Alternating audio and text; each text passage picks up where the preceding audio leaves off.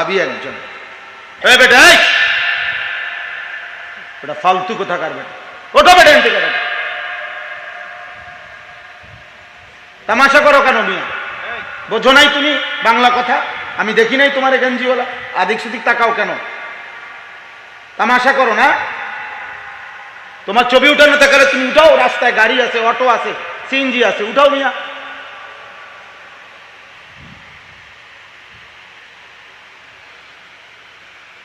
সোজা কথা বাপ, আমি আপনার কাছে পয়সা দিয়ে বিক্রি হয়ে আসি নাই, এখানে আল্লাহর জন্য বলতে আসছি, বললাম না? আমাদের নওজোয়ান, আমাদের ছেলে, এগুলো আমাদের সন্তান, হাতে ধরে নগদ ঠিক না করলে সবাই ছেড়ে দিছে, সবাই, ঘর পরিবার, বাবা মা, এই সমাজের বয়স্ক মানুষ, সমাজের নেতৃস্থানীয় মানুষ, সবাই চোখের সামনে 12, 14, 16 বছরের ছেলেগুলো মোবাইল টিপতে টিপতে শেষ হয়ে যাচ্ছে।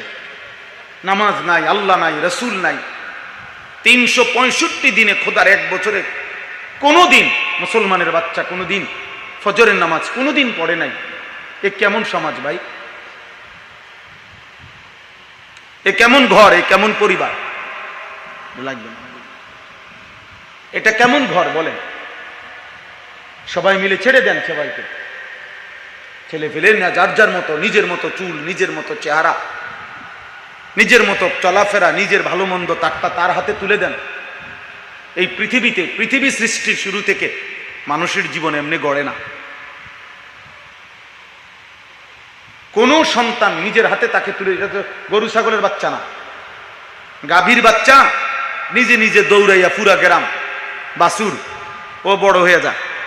এটা তো গাভীর বাচ্চা, মানুষের বাচ্চা। তাকে তরবিয়ত না করলে, তাকে কেউ নেগরানি না করলে, তার উপরে কেউ তত্ত্বাবধান না করলে, তারে কেউ ধরে না রাখলে, সে নিজে নিজে নিজের জীবন সুন্দর করতে কসম খোদা জীবনও পারবে না,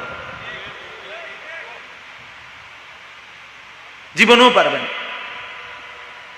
আজকে আপনারা বুঝতেছেন না আর কি, অভিভাবকরা বুঝতেছে না। 12 বছরের বাচ্চা 24 ঘন্টা মোবাইল টেপে, ও মানুষ হবে? ও ইনসান হবে মিয়া? মোবাইলের প্রত্যেকেই তো যে যা দিচ্ছে টাকার জন্য দিচ্ছে। তো যার নেশা টাকার জন্য, ভিউ বাড়ানোর জন্য, মানুষকে থেকে টাকা কামাই করার জন্য, তো সেই ইনসান গড়বে কিভাবে? মানুষ গড়বে কিভাবে?